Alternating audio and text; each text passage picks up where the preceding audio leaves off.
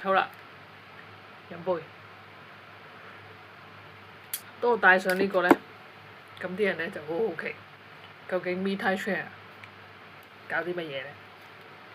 咁我呢兩日呢，我想同大家講下，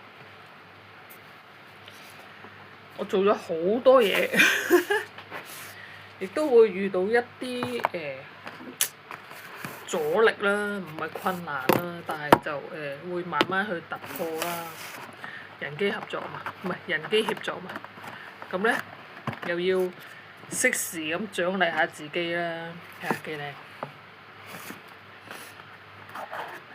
咁我去參加咗婚禮，咁就同屋企人嘅gathering 啦。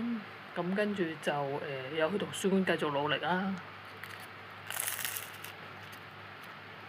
咁今日呢，亦都繼續去搞個 web apps 啦，咁啊繼續學習啦，咁啊繼續 Me Time Share 啦，非常好，值得獎勵自己，亦都攞個生活平衡有去玩一陣 inline ski 啦，因為少少個膝頭哥有啲痛嘅，但係唔緊要嘅，唔好去咁盡就 OK 啦。